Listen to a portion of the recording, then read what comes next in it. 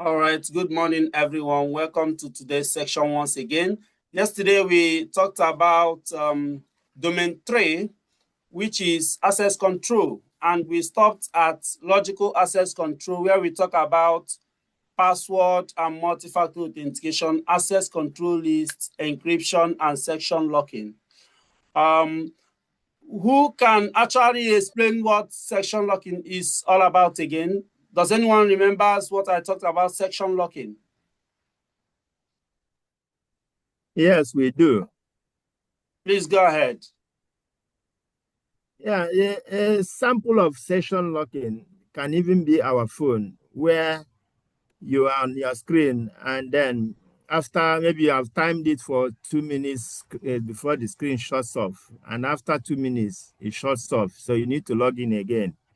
And so do some other apps that you can create the timing for it. And once the time is over, it logs off and you need to log in again. All right, that's correct. Good. Okay, so since we've treated this, we just have to go straight to where we stopped, which is security control protocols. Security control protocols. And number one in the list is LDAP. What is LDAP? LDAP is lightweight directory access control. Lightweight directory access control. And this kind of control protocol is used to authenticate users against Active Directory or any other directory services that you implemented. So for some of you who have worked in corporate organization and still working in corporate organization, you will notice that before you log in into the domain, you will be asked to put your username and password. So it's a protocol for accessing and maintaining distributed directory information for Active Directory. You have to associate LDAP to authentication of users to directories, Active Directory and different and so on. So once you can do that, you understand what LDAP is. Number 2, Kerberos. Kerberos is for secure authentication. Is mainly used in enterprise network, like Windows domain. So Kerberos is a ticket-based authentication protocol. Some of you have worked in an organization or working in an organization whereby they issue tickets for you to use that ticket number, or you go to some estate whereby they use ticket number to be able to pass or get that access to the place. So, but it's mainly used in enterprise network. That is for Kerberos. Now, we look at Radius and Takas. Radius is remote authentication dialing user service. Radius, remote authentication dialing user service. While Takas is terminal access controller, access control system plus. That is Takas plus.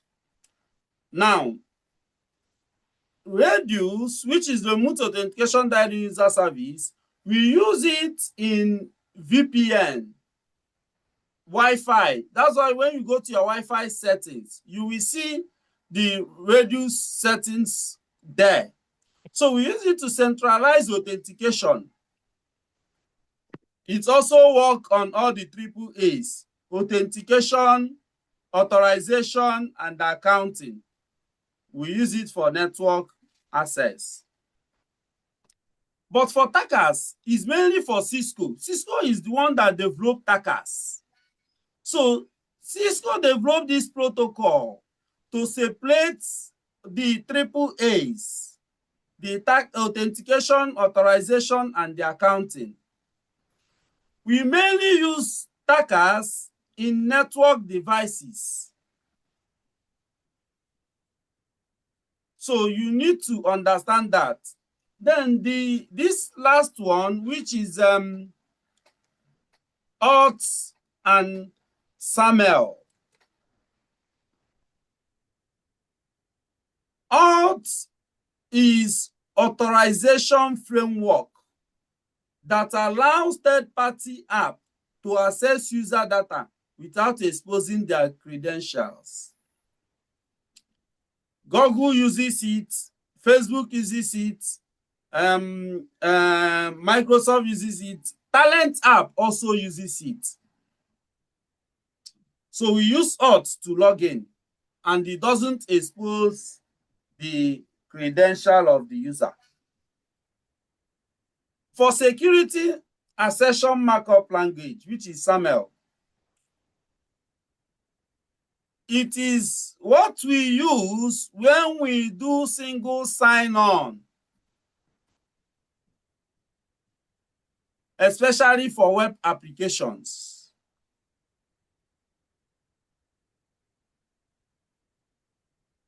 So you need to understand that for web applications, we use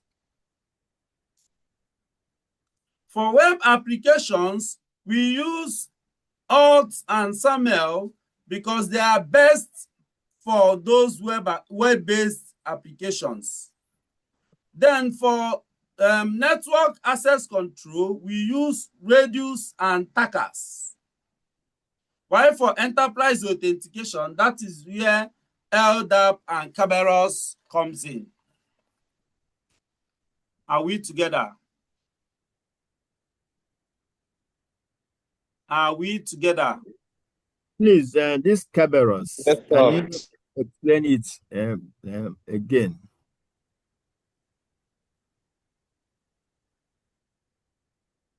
Okay.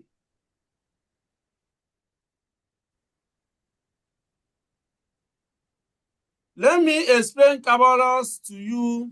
The best way to explain it so that you can understand it is, imagine you are at a birthday party and you want to play with the toys in the playground or playing room. But before you go in, you need a magic ticket that says, yes, you are authorized or you are allowed to go in. So you go to the admin or to the person in charge, which is going to be like a Kerberos server, and you tell the person, can I have a ticket?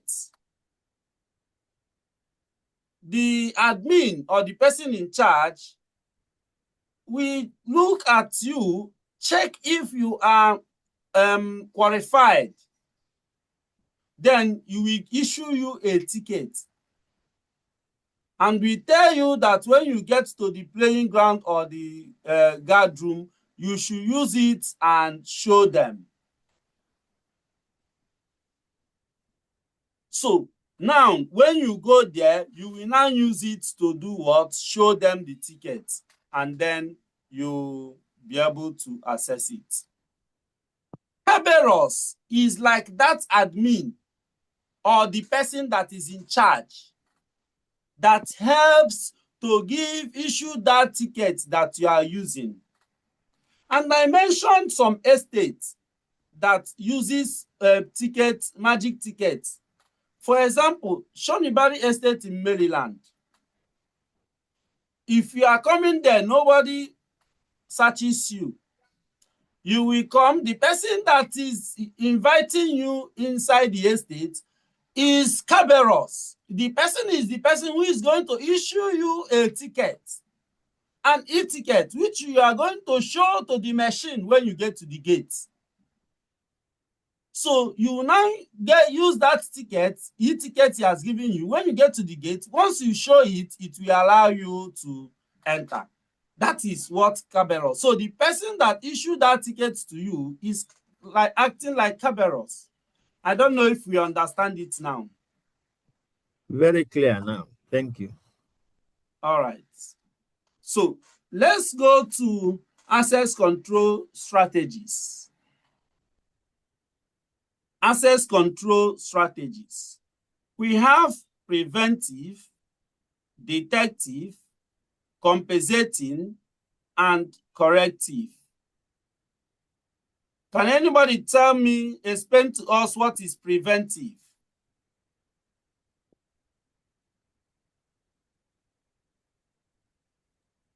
Preventive is what you do to stop hackers, or to check that your system is safe from being hacked. That's preventive, like installing updates, softwares, updates, and firewalls and things like that. All right. Detective. Okay, but for the purpose of time, let me just run it. Yes, you are right. So preventive is when you try to stop incidents before they happen. And there are so many devices we use to do that, like firewalls, access control, encryption, and so on. While detective is using, identifying, and alerting when something goes wrong. So we identify those issues. That's detective. There is something we call IDP, IDS, intrusion detection systems. So we use like CCTV, audit logs to also detect an issue. We have seen several cases whereby something will go wrong. We will go back to CCTV and play the CCTV back and see. From there, we can detect who did what. Corrective is that it has happened. You fix the issues after the incidents have occurred. Like antivirus, removing anti-malware, removing malwares from the system. Antivirus, removing viruses from the system. Or you are patching vulnerabilities, or you are restoring backups. These are corrective measures. Compensating. I have explained this before, and I say that it is something that provides alternative safeguard when the primary control is not available. For instance, when you begin to do manual check, when the automated check is not available, that is compensating. Or when you have a guard and also have a CCTV, the guard is there, the CCTV is also there. Compensating. So, are we okay with this? Yes, any question? Good. So we go over to user privilege administration.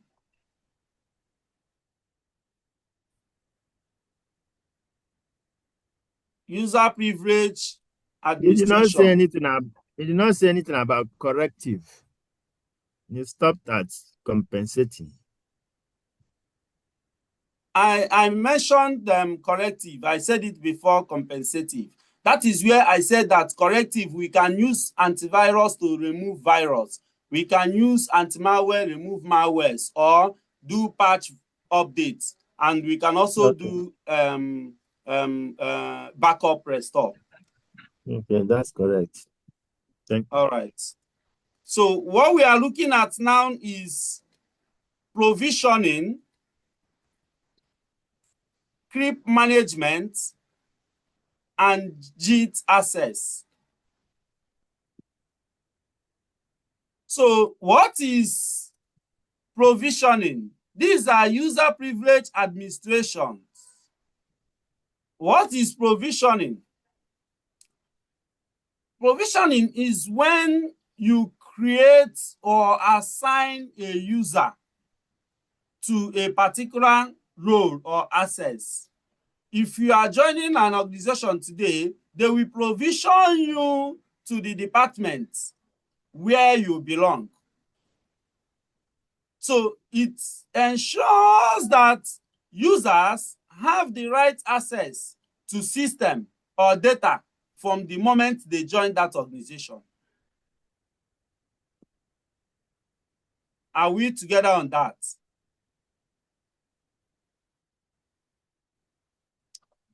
Any question on provisioning? All right. Privilege creep management. What does creep management mean? Creep management is when you identify access, you check that access to see if it is outdated or that user does no longer need those access. For instance, if somebody who is in sales now move from sales to HR, you will agree with me that that person is going to have access from both sales and HR. But with creep management, you will be able to identify that this person doesn't need the access for sales any longer. You will remove it and be able to leave only that of the HR. So it prevents users to have access of where they are not supposed to have access. Creep management. JIT is just in time. JIT is just in time. So you will, in some organization, you might, if you want to have access to, for instance, I will use Airtel for example. When we were working on Airtel data center, if you want to work on an update, you want to do a change, you will be given 2 hours to do that change. So you only have 2 hours of access to implement whatever you want to implement. That 2 hours is when you are going to update your patches, test it, and do whatever you want to do. If you need more time, you have to go through change approval, but it is just in time access. So it's the temporal access that is granted to users, to sensitive servers, routers, switches, devices in an organization. Are we together? Any questions so far on user privilege administration? All right. Please confirm you can still hear me. Yes, I can still hear you clearly. Okay, so it means we are getting what we are saying. So I will ask questions before I continue. So who can explain to me what is creep management?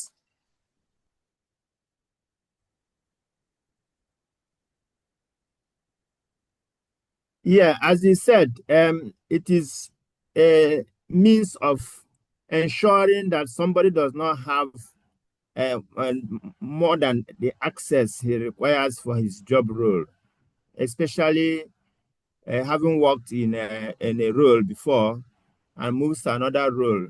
It's possible that he will also have these 2 roles, two accesses, and that creep management will help to know that this person has moved from a former role to be able to disable the former role access.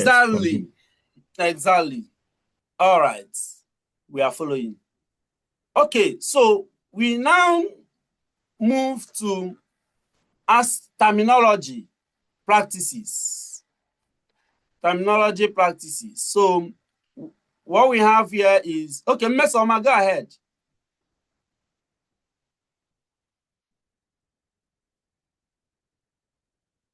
I have nothing to say. All right, so we go to terminologies. What is ACL?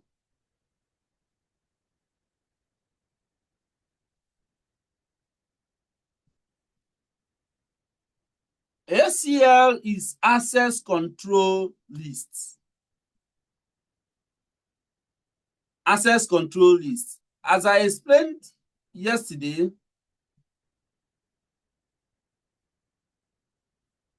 ACL, we use it to control the files, the database, the network devices. We use it to restrict access, grant access. That is the essence of ACL, access control list. Access control what? List. Okay. So it's a list that defines which user or system can access specific resources and what action they can perform. So we can, that's why they tell you, you will see some documents, somebody can send you documents and you only have read access to that document. It's ACL that made it possible. Or you can have read and write to that document. It's ACL that made it possible. Access control. Wait, is it more of like now, if I want to, like, there are some kind of documents you see, you will not be able to see it. What they will show you is you don't have access to this file. Then you now have to ping up the owner or the creator or the organizer and tell him to give you access. Is this a good practical example? Yes, it is. It is. So it is a good example, yes. So it's access control. That is how it works. So you can decide that whoever that gets this will be only the people that I add their email, or I add their phone number, or I add their names.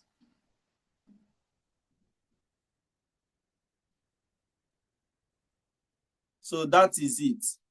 Then SID is security identifier. Security identifier. From the name,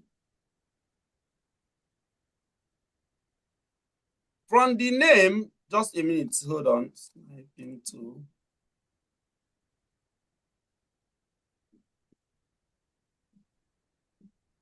Our time is already running out.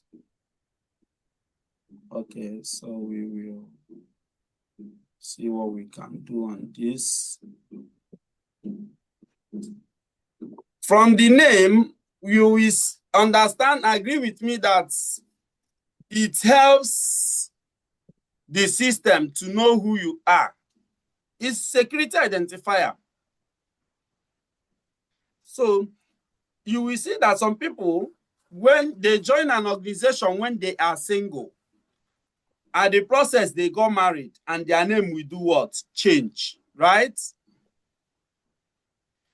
So security identifier is a unique code assigned to each user or each group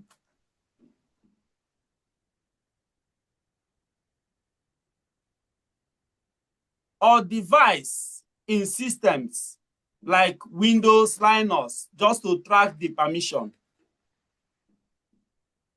Security identifier. SSO, single sign-on. Single sign-on is what we commonly witness in enterprise environments for signing in or logging into our emails or to HR platforms or even management tools or project tools like Asana, Notion, ClickUp, and so on. So it's SSO, which is single sign-on, that helps us to do that. So it's going to help you to log in once. And once you log in, you can access multiple applications without re-entering your credentials. That is single sign-on. Then for IDP, which is identity provider. ID, identity, P, provider, identity provider. So here, what happens here is that the system is like a service that verifies the user ID. It verifies your ID and issues you an authentication token so that you will use that to authorize to have access to the system. Identity provider. So it will provide you, it will verify your service, the user identity, and then issue that user the token that is going to be used to have access.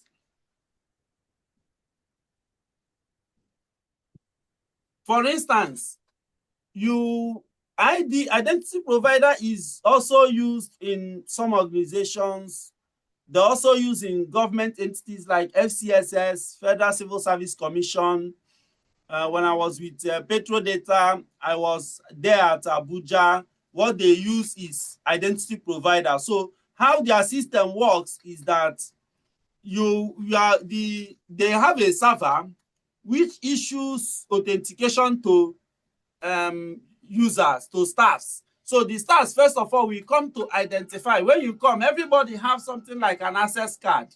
But in your ID card, the access card is embedded in it. So you will use it to identify yourself. So the system will issue you the token, which will now grant you access to the whole system. That is identity provider. I don't know if they are still using it now. So, but it can also be implemented even in schools, universities.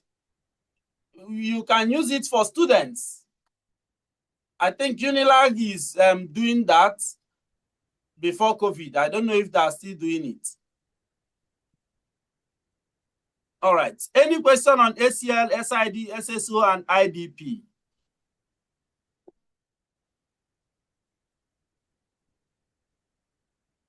So we are done with domain 3.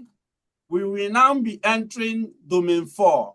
Please remind me to share the slide on the group. I'm going to share that so you can also go through it. The recording will also be available on the group as well. Thank you for participating today. We are going to go over to Q&A now.